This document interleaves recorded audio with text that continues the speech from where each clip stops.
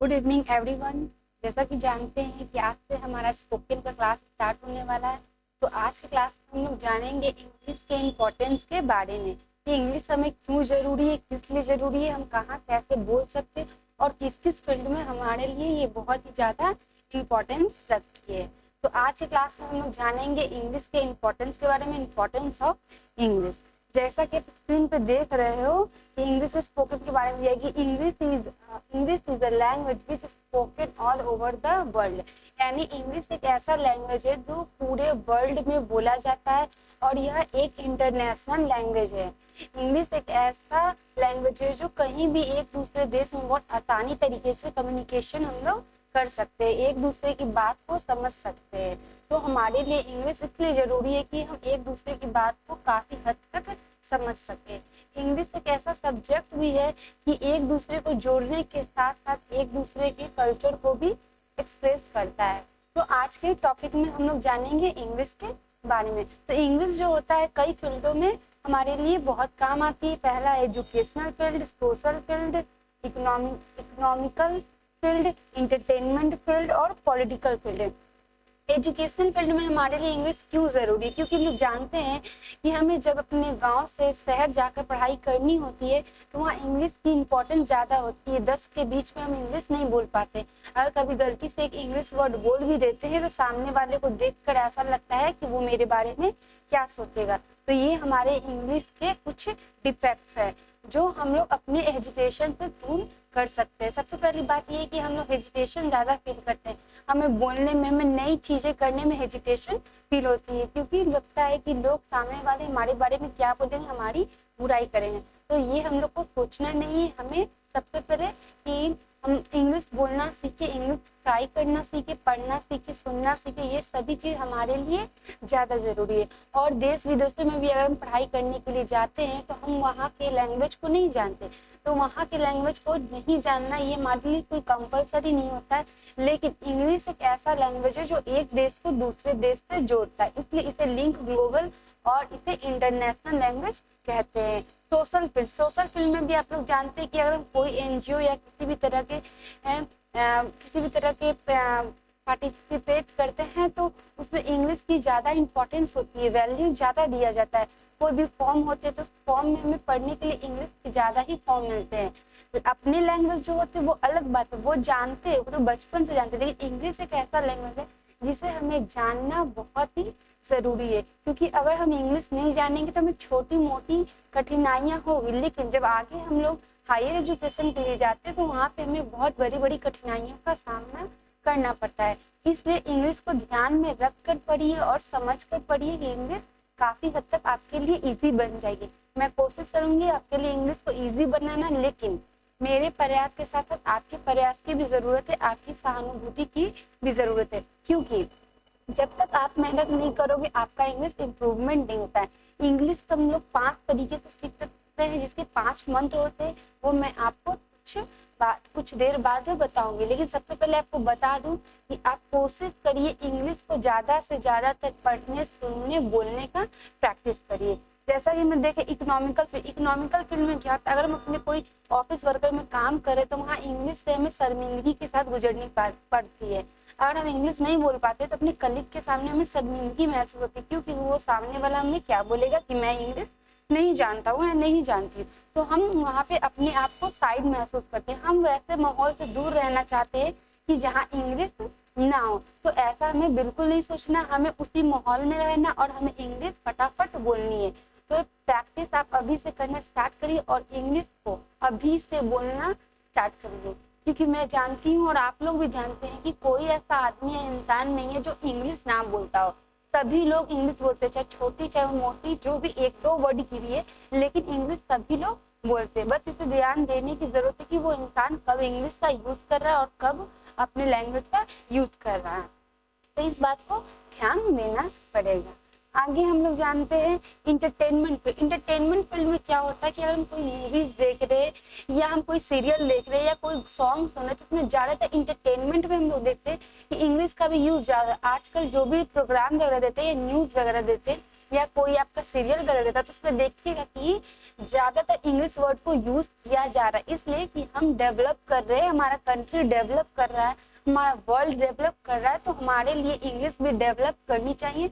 और हम बहुत ऐसे इंग्लिश जो होते हैं सुनकर देखकर ही सीख जाते हैं। जब सुनकर देखकर हम इंग्लिश सीख जाते हैं तो क्यों नहीं थोड़ी सी मेहनत और करके अपनी इंग्लिश को और भी अच्छे तरीके से बना सके। आगे हमारा है पॉलिटिकल फील्ड। तो पॉलिटिकल फील्ड में भी जानते होंगे कि हमारे राजनीतिक से जितने भी जुड़े हुए हो, कोई भी ऐसे समाज से जुड़े हो, चाहे किसी भी तरह का फील्ड हो, इंग्लिश हर जगह जरूरी आ रही है। यानी हम खींच फिर के एक ही जगह पे आते हैं कि इंग्लिश का इम्पोर्टेंस इतना ज्यादा बढ़ गया है कि हम उसे इग्नोर नहीं कर सकते।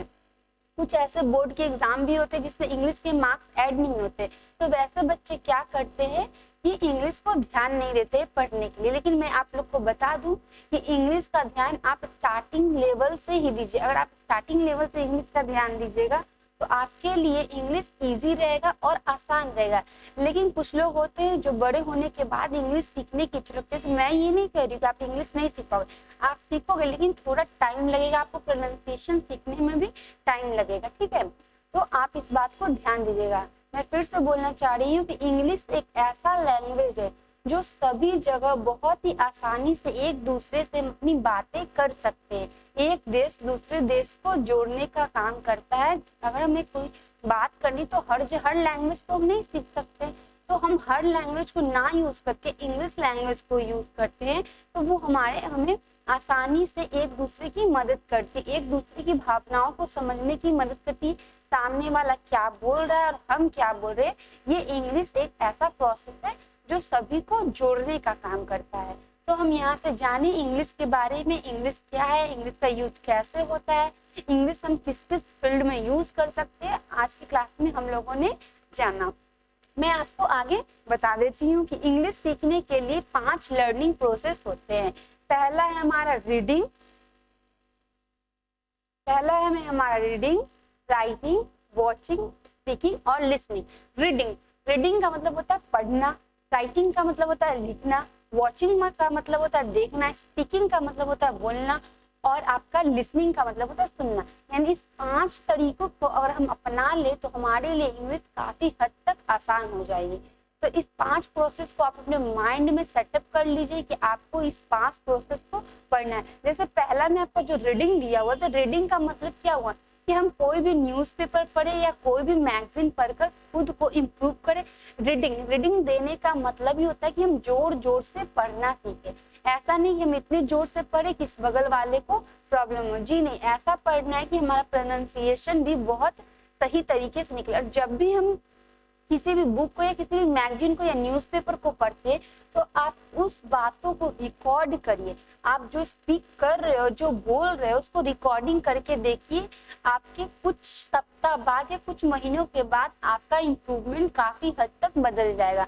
आपको भले ही ऐसा लगे कि मैं इंग्लिश नहीं सीख पा रहा हूँ, लेकिन जब आप खुद का रिकॉर्डिंग करके रखोगे तो आपको बहुत आसानी तरीके से पता चलेगा कि आप पहले क्लास में क्या थे और लास्ट की क्लास में क्या थे। तो यहाँ से आपका बहुत लंबा गैप जो मिलता है, उस गैप का जो मेहनत आपका है वो आपके सामने दिखेगा। दूसरे नंबर में राइटिंग का मतलब होता है लिखना। जैसे हम लोग डेली राइटिंग जो लिखते हैं तो हिंदी में लिखते हैं, लेकिन कोशिश करना है कि हम लोग इंग्लिश में लिखे। हाँ, थोड़ा मोड़ा गलत होगा चलेगा, लेकिन कोशिश करना है कि हम क्यों ना इंग्लिश में ही लिखे। तो लिखने से भी क्या होता है कि जब हम कहीं गलत करते हैं या किसी अपने से बड़े या सीनियर या टीचर्स को दिखाते हैं तो वो हमारी गलती को पकड़ते हैं। इस बात को जरूर ध्यान दें। लेकिन अगर आपको ऐसे टीचर्स या सीनियर्स नहीं मिलते तो आपको घबराने की जरूरत नहीं है। आप खुद उस चीज को आप चेक कैसे कर सकते हो, इसके बारे में मैं आपको बता देती हूँ कि जब आप इंग्लिश राइटिंग लिखना स्टार्ट करोगे, डेली रूटीन जो लिखना स्टार्ट करोगे, जब आप रेगुलर स्टार्ट करोगे, जैसे जैसे आप इंग्लिश का क्लास भी करते रहोगे स्पोकन का, उस बीच में आपको सही और गलत का मतलब खुद ब खुद समझ में आ जाएगा।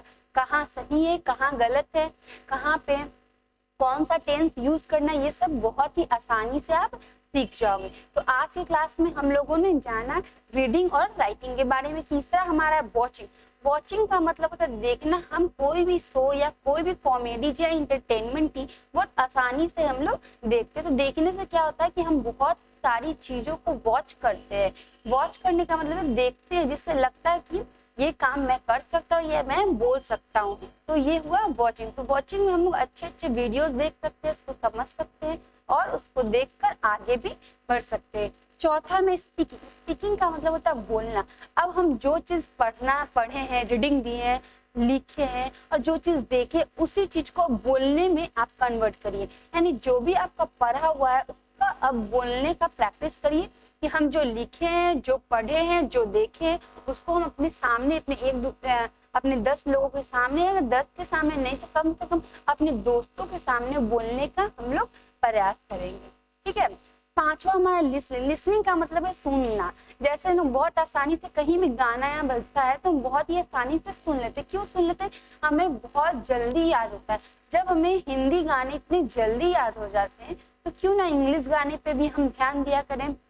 आप लोग क्या करेंगे कि आप लोग एक इंग्लिश सॉन्ग सुनेंगे और इंग्लिश सॉन्ग सुनने का मतलब ये हुआ कि एक ही सॉन्ग को आप लगातार 10-15 दिन सुनिए। इसलिए कि एक सॉन्ग को आप जब लगातार सुनोगे वो आपके माइंड में सेटअप कर जाएगा और आपको आसानी से याद हो जाएगा।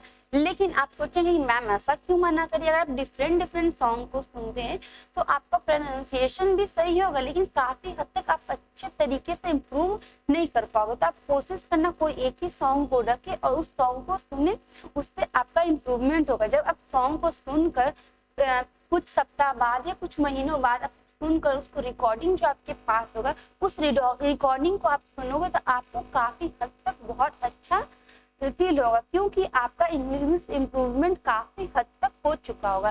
तो ये जो 5 मंत्र आपको मैंने बताया है, रीडिंग, राइटिंग, वॉचिंग, स्पीकिंग और लिसनिंग, ये आपके बहुत ही काम आने वाले हैं। इस बात को नजरअंदाज बिल्कुल मत करिए और इस रूल का फॉलो करिए। आपका इम्प्रूवमेंट बहुत ही जल्दी होगा। तो हम लोग आज की क्लास में जाने इंग्लिश के इम्पोर्टेंस के बारे में, इंग्लिश हमें कैसे पढ़ना है, कैसे सीखना है, ये हमारा आज की क्लास में क्लियर हो गया। हम लोग स्पोकन की क्लास में पढ़ने जाएंगे। सबसे पहले हम लोग पढ़ेंगे पार्ट्स ऑफ स्पीच, जो ग्रामर का पोर्शन होता है। ग्रामर हमारे लिए इसलिए जरूरी है कि विदाउट ग्रामर हमारा इंग्लिश कभी भी कंप्लीट नहीं हो सकता है। तो हमें इंग्लिश को कंप्लीट करने के लिए ग्रामर का यूज करना पड़ता है। तो आई होप आप लोग पहले से ही जानते होंगे कि हमें ग्रामर का यूज कहाँ और कब और कैसे करना है। तो हम लोग आगे क्लास में पढ़ेंगे पार्ट्स ऑफ स्पीच। तो आप लोग जब भी मैं कोई टॉपिक आपको बता देती हूँ, आप पहले से उसे एक बार पढ़ कर रखा, क्योंकि बुक सभी के पास होते हैं। तो जब आप पढ़कर पहले से रखे रहोगे और ऑलरेडी आपका पहले से पढ़ा हुआ होगा, तो आप आगे वाले वीडियो जब भी देखोगे तो आपके पास बहुत सारी हेल्प आएंगी। जब आपको ये सब पता चलेगा, जब आपका हेल्प होगा, तो आपको काफी हद तक सीखने का मौका मिलेगा। तो आप सीखने से घबराए नहीं, नई नई चीजें को सीखते रहिए, इससे आपका इम्प्रूवमेंट जरूर होगा। तो हम लोगों ने 5 मंत्र जान गए इंग्लिश को पढ़ने के लिए, इंग्लिश के इम्पोर्टेंस को जान गए हैं कि हमें कैसे क्या करना है। तो हम आगे क्लास में पढ़ेंगे पार्ट्स ऑफ स्पीच और नेक्स्ट क्लास में पढ़ेंगे हम लोग टेंस। टेंस हम लोग सबसे पहले इसलिए पढ़ेंगे कि टेंस से हमें पता चलेगा कि हम स्ट्रक्चर कैसे होता है सेंटेंस का और कैसे हम सेंटेंस बना सकते हैं। तो टेंस वाला जो टॉपिक होगा वही आपको इंग्लिश इम्प्रूवमेंट करवाने में बहुत ज्यादा हेल्प देगा। ठीक है। तो ये वीडियो ज्यादा लंबी नहीं रहेगी, छोटी छोटी सी वीडियो रहेगी, लेकिन आप जब भी एक बार वीडियो को देखते तो उस वीडियो को 2-3 बार जरूर देखें, क्योंकि आप जो भी चीज देखते हैं तो एक बार में हमारे माइंड में कभी भी पूरा सेट नहीं करता। जब तक हम 2-3 बार उस वीडियो को ना देखें, हमारा माइंड जो होता है वो काम नहीं करता है। अगर जब हम 2-3 बार वीडियो को देखते हैं, समझते हैं, सुनते हैं, बोलते हैं, उससे हमारा इम्प्रूवमेंट काफी हद तक बढ़ जाता है। तो उससे पहले हम लोग पार्ट्स ऑफ स्पीच के बारे में जब पढ़ेंगे तो पार्ट्स ऑफ स्पीच में क्या होगा, आपको सबके डिफिनेशन को जानना होगा और काइंड्स को जानने की बिल्कुल जरूरत नहीं, क्योंकि स्पोकन में काइंड्स को जानना कोई इंपॉर्टेंस नहीं है। लेकिन मैं फिर भी कहूंगी अगर आपको काइंड्स को जानना है तो आप लोग जरूर जानिएगा उसके बारे में। लेकिन हमारे क्लास में जो आपको सिखाया जाएगा उसमें काइंड्स के बारे में आपको मैं थोड़ी सी जानकारी दे दूंगी, लेकिन सभी का डिफिनेशन, सभी के एग्जाम्पल सबसे ज्यादा हमारे लिए जरूरी होते हैं। एक बात और कि जब भी हम लोग इंग्लिश सीखते हैं तो हर इंग्लिश के लिए, हर टॉपिक के लिए आप एग्जाम्पल जरूर बनाना करिए, क्योंकि एग्जाम्पल बनाने से क्या होगा, आपका इंग्लिश काफी हद तक इम्प्रूव करेगा। और हाँ, एक चीज और, आप लोग सबसे पहले वर्ड पावर अपने पास रखिए। आप लोग रेगुलर कम से कम 20 वर्ड को आप लोग याद करिए, क्योंकि अगर आपके पास वर्ड पावर नहीं रहेगा और इंग्लिश आप सीख चुके तो बोलोगे कैसे भाई, तो ये प्रॉब्लम हमारे लिए क्रिएट हो जाएगा। तो इसलिए आप लोग अभी से ही, आज से ही इंग्लिश का वर्ड पावर याद करना स्टार्ट कर दीजिए। और वर्ब के जो फॉर्म होते हैं उसको भी याद करना स्टार्ट कर दीजिए। आपका आज का होमवर्क यही है कि आप लोग वर्ब फॉर्म और वर्ड पावर को याद करेंगे, क्योंकि जब आपको वर्ब फॉर्म याद रहेगा तभी आप कोई भी सेंटेंस बना सकते हो, कोई भी स्ट्रक्चर लेकर आप उस पर सेंटेंस क्रिएट कर सकते हो। तो इस बात को ध्यान दीजिएगा। तो हम लोगों ने जाना इंग्लिश के बारे में और यहाँ से कोई भी प्रॉब्लम नहीं होगा आप लोगों को। नेक्स्ट क्लास में हम लोग इसके बारे में जानेंगे, पार्ट्स ऑफ स्पीच के बारे में। लेकिन उससे पहले आप लोग पहले से ही एक वीडियो को जरूर देखिए। अगर आपको इसके पीडीएफ को लेना है तो आप टेलीग्राम से जुड़ जाइए, वहां पे आपको जो स्क्रीन पे दिया हुआ है वो सारा आपको मिल जाएगा, ठीक है। तो हम लोगों ने जाना, तो हम लोग पहले से भी जानते हैं कि पार्ट्स ऑफ स्पीच जो होते हैं, मैं थोड़ी सी जानकारी आपको अभी दे दी। पार्ट्स ऑफ स्पीच जो होते हैं वो 8 टाइप के होते हैं। कौन कौन होते हैं ये आप लोग अच्छे से जानते होंगे। पार्ट्स ऑफ स्पीच 8 टाइप के जो है वो कौन कौन से हैं। तो पहले में हम लोग जानते हैं noun, pronoun, adjective, verb, adverb, preposition, conjunction, interjection. तो इन सभी को आप एक बार डिफिनेशन पढ़िएगा और डिफिनेशन के साथ आप इसकी एग्जाम्पल को भी समझिएगा। सबसे बड़ी बात होती है एग्जाम्पल को समझना। अगर आप एग्जाम्पल को बहुत आसानी तरीके से समझते हैं तो आपके लिए इंग्लिश कोई टफ चीज नहीं रहेगी। कहा जाता है ऐसे भी कि लाइफ में कोई भी काम हम लोग करते हैं खुशी मन से करनी चाहिए, क्योंकि जब हम कोई काम खुशी मन से करते हैं तो हमारा वह काम ऑफ कोर्स बहुत ही अच्छा होता है। यानी जिंदगी को हमेशा अच्छे तरीके से जीना चाहिए, ये सब हमारे जिंदगी के पार्ट्स होते हैं। तो इसी पे एक शायरी है, जिंदगी में हमेशा हंसते रहो, हंसना जिंदगी की जरूरत है, जिंदगी जियो इस अंदाज से कि सबको लगे जिंदगी कितनी खूबसूरत है। तो इंग्लिश सीखना भी हमारा जिंदगी का एक खूबसूरत सा पार्ट है। बोलने में हमें पर्सनालिटी हमारी डेवलप होती है। जब हम किसी को इंग्लिश बोलते देखते हैं तो ऐसा लगता है कि सामने वाले की तरह काश मैं भी इंग्लिश बोलती, काश मैं भी इंग्लिश बोलता। तो जब ऐसा मन में ख्याल आता ही है तो क्यों ना हम अपने इंग्लिश की शुरुआत आज ही से और अभी से कर देते हैं। तो इंग्लिश में क्या है कि आपको बेसिक चीज जानकारी भी लेना जरूरी है। तो नेक्स्ट क्लास में हम लोग आगे बढ़ेंगे। आज की क्लास में हम लोग बस यही जानना चाहेंगे कि इंग्लिश का इम्पोर्टेंस के बारे में। Okay, thank you my dear students.